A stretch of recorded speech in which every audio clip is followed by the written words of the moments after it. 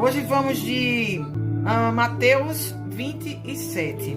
Lembrando que Mateus era o evangelista, foi chamado por Jesus, acompanhou de perto a história de Jesus. Ele era um publicano, um coletor de impostos.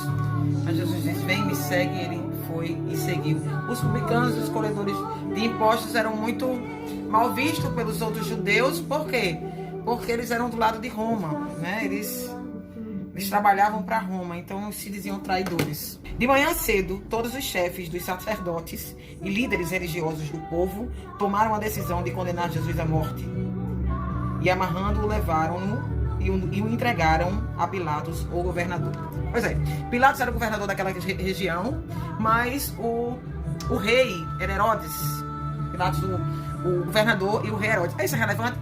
É relevante porque na história, que não está na Bíblia, alguns historiadores que não eram bíblicos, que não estavam naquela época, contam um relato da história de Roma e atestam que Jesus existiu, que foi crucificado no império de Herodes e com o governo de Pilatos. Em seguida, esse capítulo relata a morte de Judas. Judas se enforcou. A pergunta que se faz é assim: mas Judas foi perdoado? Bom, a Bíblia diz que o perdão é uma coisa pessoal, arrepender até a hora de sua morte. Então, como ninguém estava na hora da morte de Judas, ninguém sabe se ele realmente se arrependeu. Mas os teólogos afirmam que a morte de Judas foi mais um desespero do que um arrependimento. Embora na hora que você vai ler aqui, que ele devolve as moedas de prata que ele recebeu para trair Jesus, que ele devolve, ele se diz que arrependido. E aí os fariseus dizem assim: problema teu, te vira. Pois é, a consequência das nossas escolhas realmente é responsabilidade nossa. E a gente às vezes tem essa mania, essa condição de botar a culpa no outro, porque fica mais fácil pra gente quando a gente culpa o outro, né? Quando a gente culpa o outro, tudo é mais fácil. Na hora que os fariseus disseram te vira, ele exatamente tomou pra si a culpa e a consequência da escolha dele de ter traído Jesus. O próprio Jesus afirma que era melhor ele não ter nem nascido. A gente viu no capítulo de ontem, né? Então, aí tem o encontro de Jesus com Pilatos. Jesus é levado e Pilatos tem o direito de interrogar Jesus como governador e pergunta que crime foi que ele cometeu. E Jesus fica calado ali naquele momento, prefere não falar, não diz nada, que se cumpra a partir dali o que é feito. E Pilatos até diz: tu é mesmo o rei dos judeus?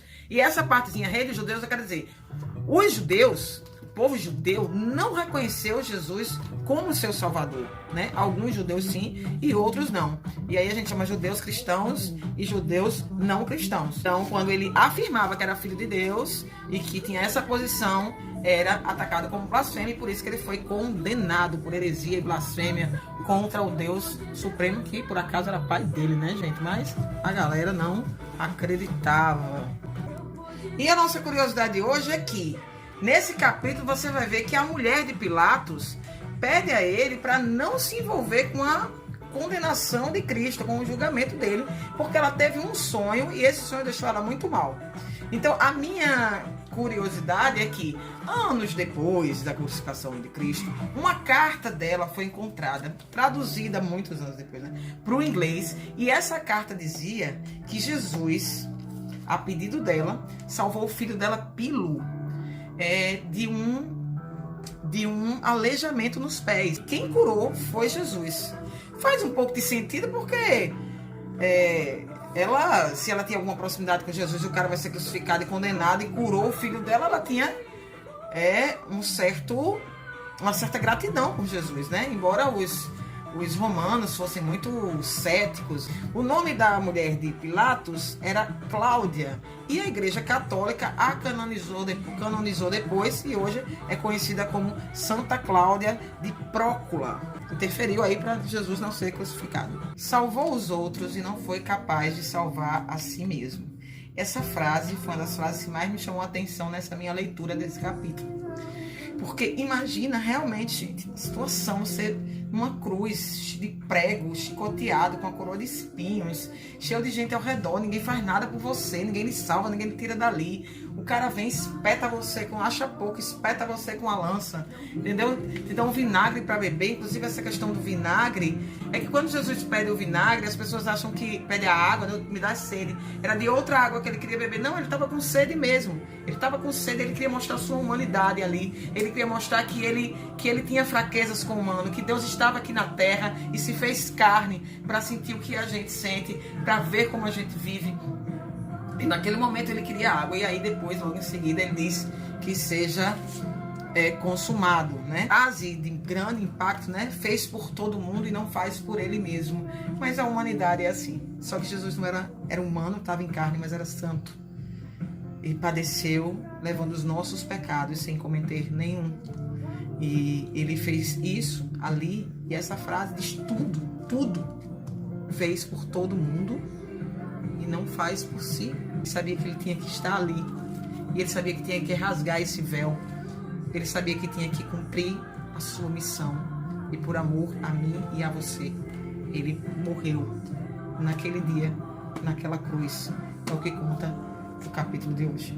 E se você prestar atenção, depois Jesus ele é levado para o sepultamento dele, como eu falei ontem, na sexta-feira mesmo, porque no sábado é o sabá, dia sagrado para os judeus, e ninguém podia fazer nada. Então, através de José de Arimateia, que pediu o corpo de Jesus para ser sepultado na sexta-feira, porque ele não poderia ser sepultado no sábado, não ia acontecer exatamente como estava escrito, aconteceu como estava escrito, né? O corpo dele foi retirado dali, como aqui o capítulo mostra, foi enrolado em linho, sepulcro com uma pedra, porque era assim que os cadáveres eram sepultados. Se você vir o sepultamento de Lázaro, ele explica bem como é o sepulcro, né? Só que o que é interessante nessa história é que Jesus disse que ia voltar, ele disse que ia ressuscitar, mas quem acreditou nessa conversa foram os romanos, que mandaram a guarda para vigiar esse corpo. Como os judeus não faziam nada no sábado, eles ficaram lá e o sábado todo e nada aconteceu. E no domingo de manhã, na madrugada do sábado para o domingo, já no domingo, eles caem em sono profundo e aí a pedra é removida e Jesus ressuscita, ele mesmo por si só, e Deus e os anjos e todos os anjos, e brada tudo, e é tudo maravilhoso, e etc, etc. Pois é, eu espero que eu tenha contribuído para a sua leitura bíblica de hoje. Você vai ver aqui que muitas mulheres assistiram à crucificação de Jesus. Uma delas era a mãe de João e Tiago, que os estudos contam que era irmã de Maria e tia de Jesus, né? Mas isso é história para outro vídeo. Tchau, tchau. Até amanhã.